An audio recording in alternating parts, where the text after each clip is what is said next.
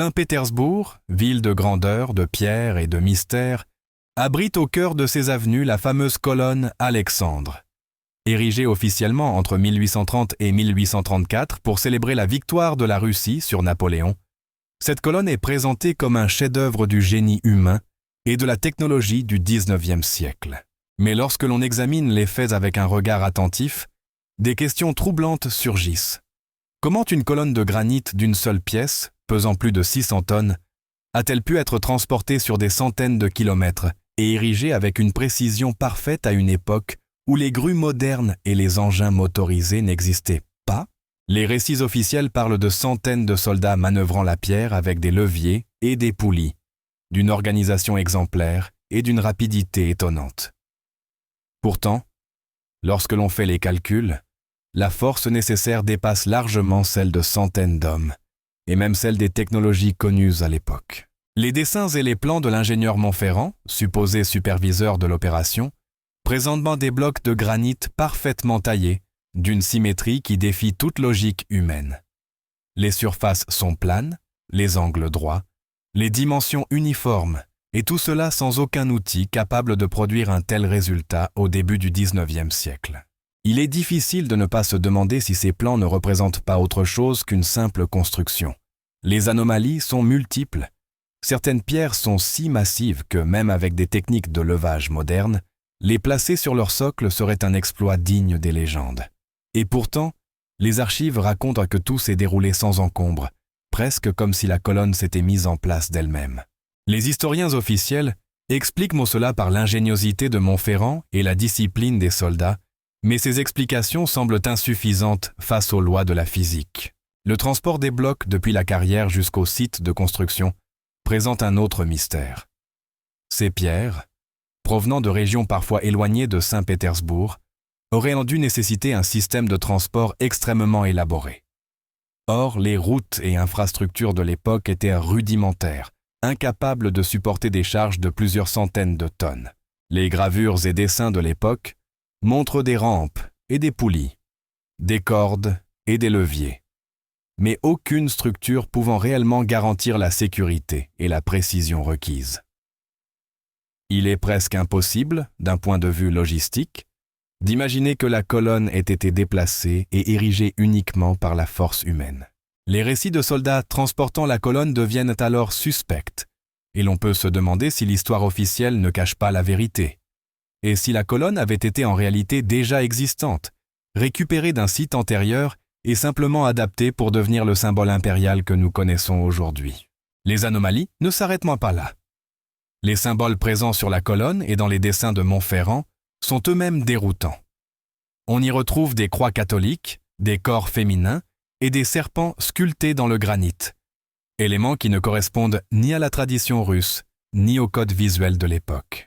Ces symboles pourraient être des vestiges d'une culture plus ancienne, intégrée par Montferrand, pour donner une légitimité et une aura mystique à la colonne.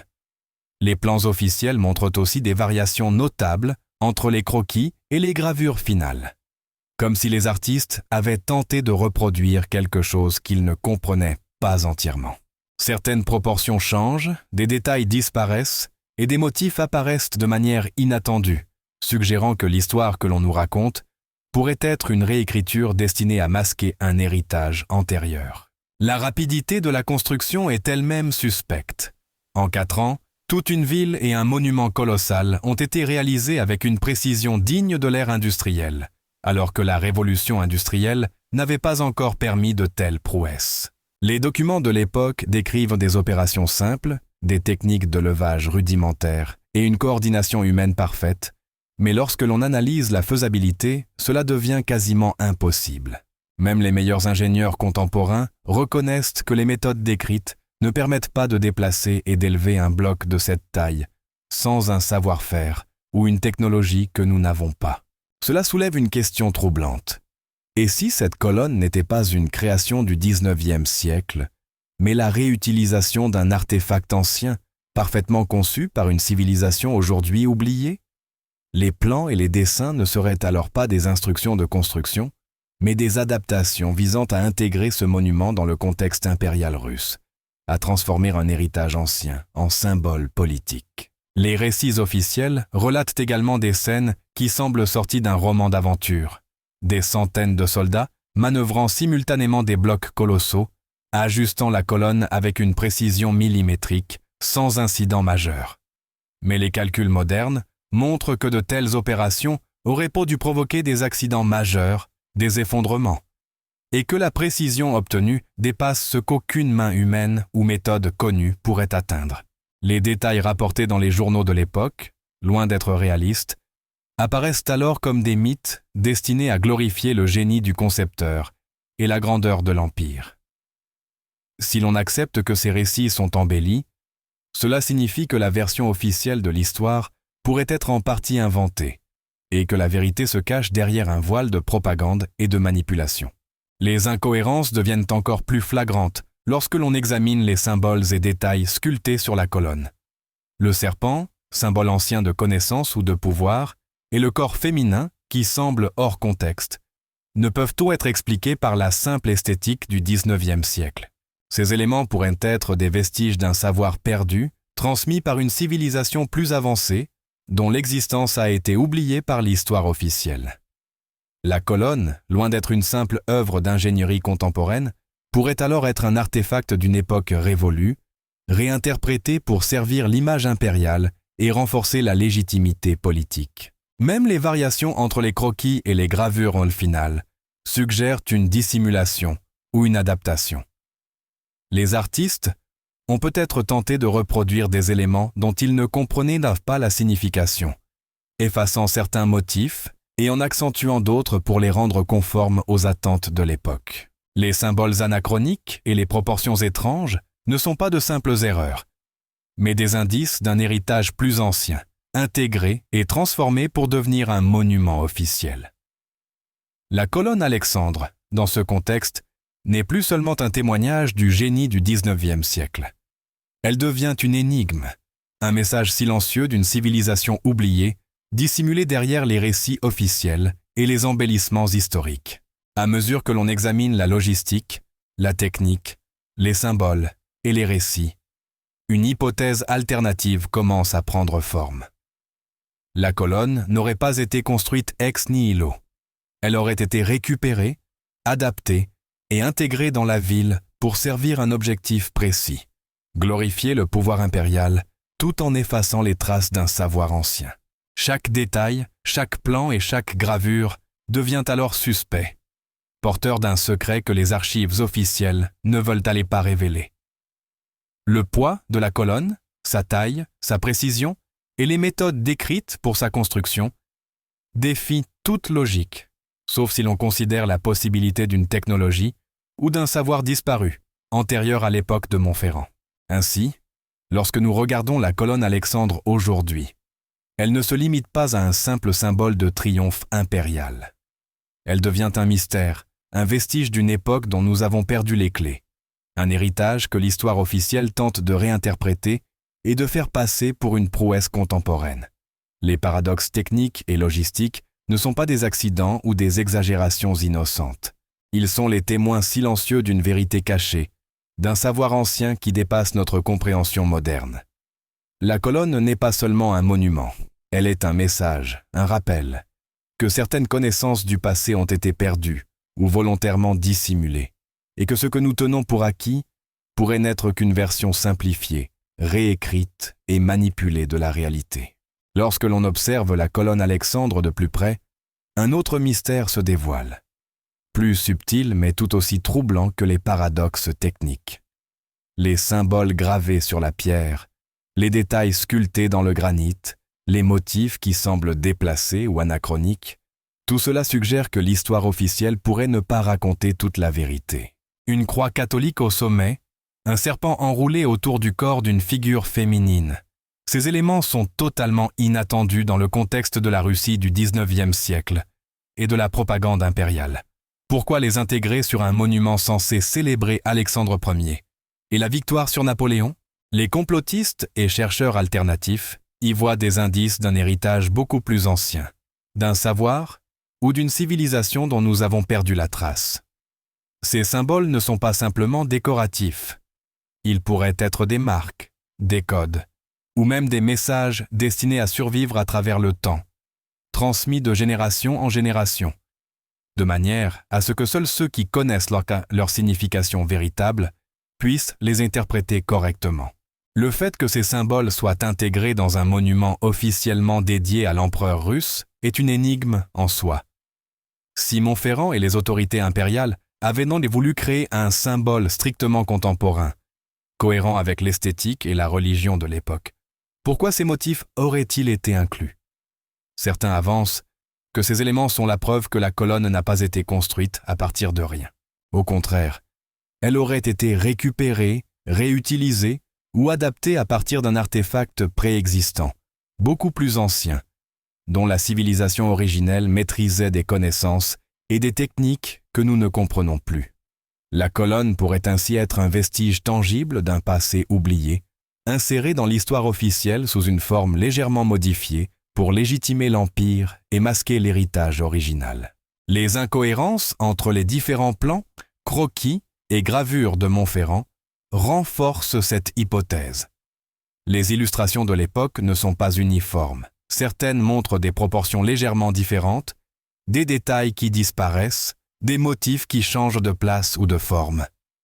Comment expliquer ces variations si la colonne avait été construite exactement comme les plans le stipulent? La réponse pourrait être simple mais déconcertante. Montferrand n'aurait pas réellement construit la colonne.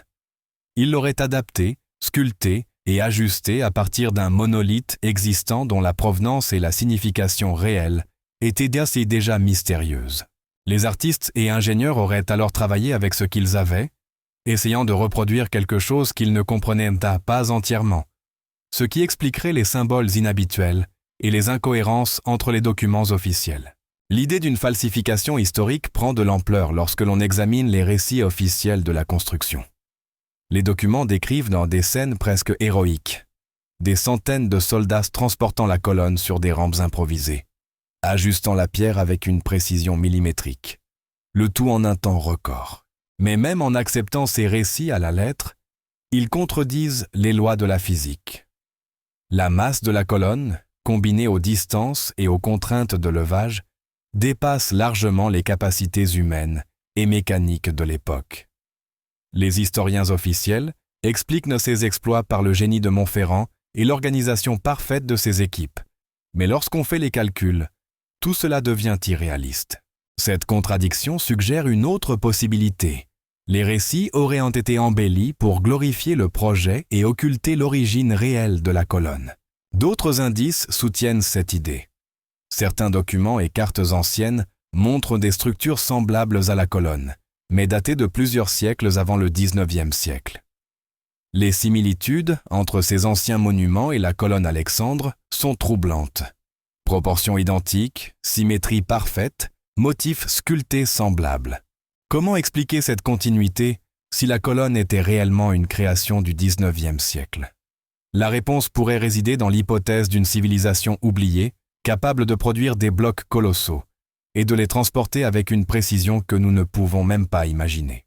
Cette civilisation aurait disparu, volontairement effacée des archives, et ces monuments auraient été réinterprétés ou récupérés par les empires successifs. La possibilité que la colonne soit un héritage ancien est renforcée par les anomalies de fabrication. Le granit utilisé est d'une qualité exceptionnelle, et certaines surfaces sont si parfaitement polies que les méthodes de taille traditionnelles ne suffisent pas à les expliquer. Même avec des outils modernes, obtenir une telle précision sur un bloc de 600 tonnes reste un exploit difficile. Cela suggère que la pierre pourrait avoir été préparée et façonnée par une technologie que nous avons perdue ou qu'elle provient d'un chantier antérieur, bien plus avancé que ce que l'on pense pour l'époque. Les complotistes y voient que la signature d'une civilisation capable de manipuler la pierre et de construire à une échelle qui dépasse largement celle du XIXe siècle. L'idée que l'histoire officielle ait été manipulée prend encore plus de sens lorsqu'on considère la fonction politique de la colonne. La Russie impériale avait besoin de symboles puissants pour légitimer son pouvoir et célébrer ses victoires. Un monument récupéré d'une civilisation ancienne, parfaitement adapté à un programme politique, aurait offert une solution idéale. Il aurait permis de montrer la grandeur et la puissance de l'Empire tout en effaçant les traces d'un savoir antérieur.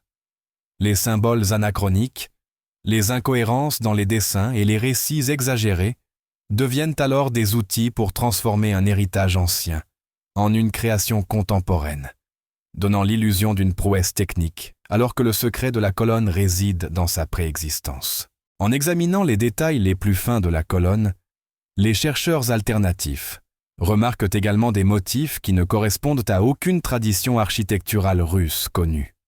Le serpent, symbole universel de connaissance et de transformation, et la figure féminine, qui semble sculptée selon un code mystérieux, ne peuvent être expliqués par des considérations esthétiques ou religieuses du XIXe siècle.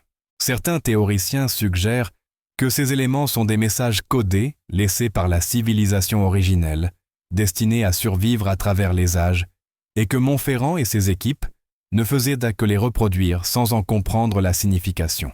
Cette idée bouleverse notre perception de l'histoire. La colonne ne serait pas simplement un monument commémoratif, mais un artefact chargé de connaissances et de symboles anciens, soigneusement dissimulés sous une façade impériale. Même la rapidité de construction prend une autre dimension dans ce contexte. Si la colonne avait été récupérée d'un site ancien, alors l'exploit n'était plus de la construire, mais de l'adapter et de la placer dans la ville.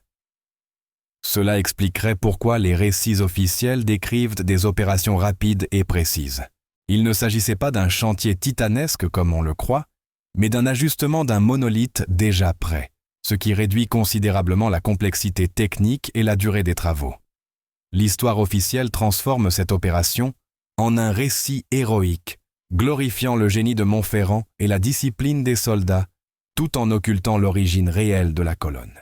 Enfin, l'examen des documents d'époque révèle que certaines parties de la colonne étaient déjà sculptées avec une précision impossible pour le XIXe siècle. Les bases, les moulures et certains détails décoratifs semblent provenir d'un savoir-faire ancien, reproduit et adapté par les artisans de Montferrand. Les anomalies techniques et stylistiques deviennent alors un indice supplémentaire que la colonne pourrait bien être un héritage d'une civilisation oubliée, réinterprétée pour s'intégrer dans la narration impériale. Ainsi, lorsque l'on contemple la colonne Alexandre aujourd'hui, elle apparaît sous un nouveau jour.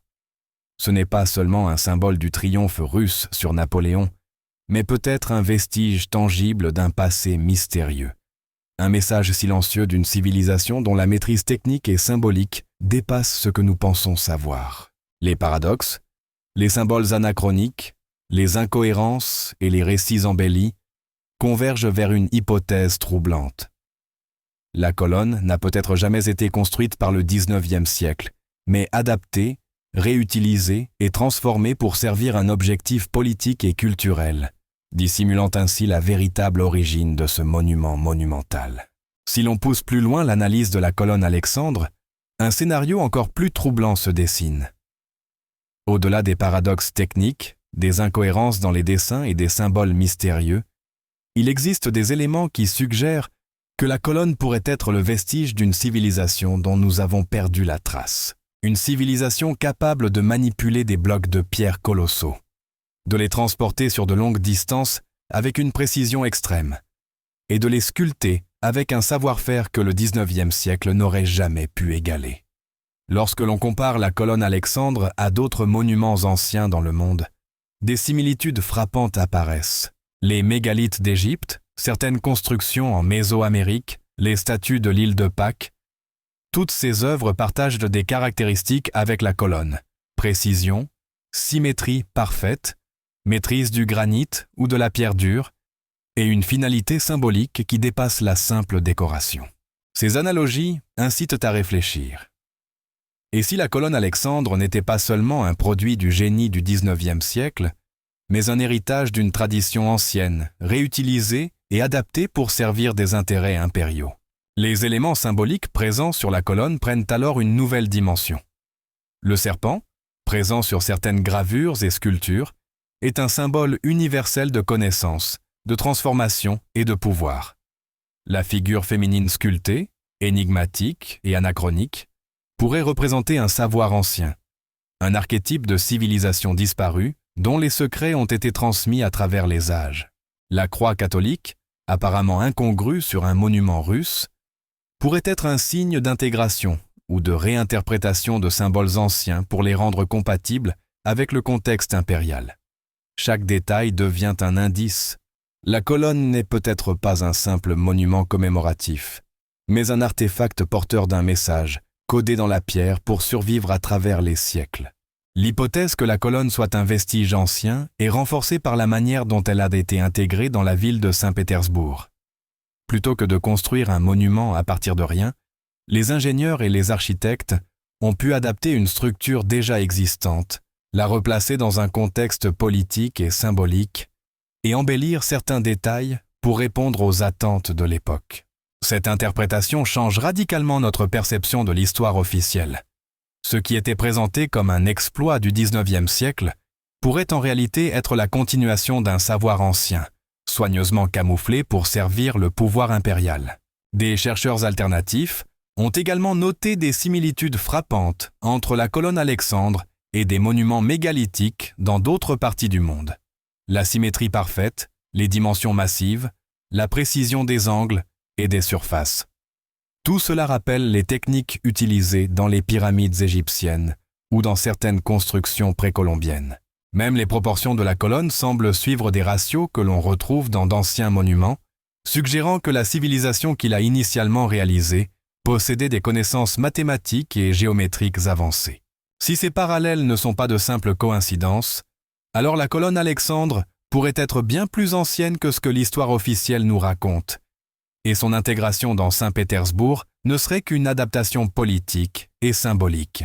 L'idée d'un héritage ancien est également soutenue par les anomalies physiques de la colonne. Les blocs de granit sont si parfaitement polis qu'aucune technique du XIXe siècle n'aurait permis d'obtenir un tel résultat. Les surfaces planes, les angles droits, la régularité des proportions. Tout cela dépasse le savoir-faire humain de l'époque. Même aujourd'hui, avec des outils modernes, sculpter et transporter un monolithe de cette taille avec une telle précision reste un défi technique majeur. Cela suggère que la pierre pourrait provenir d'un chantier antérieur, où une technologie plus avancée ou des méthodes inconnues permettirent de réaliser ce que nous considérons impossible. Le rôle politique de la colonne prend alors un sens différent. Alexandre Ier et le régime impérial russe avaient besoin de symboles puissants pour légitimer leur pouvoir et glorifier leur victoire militaire.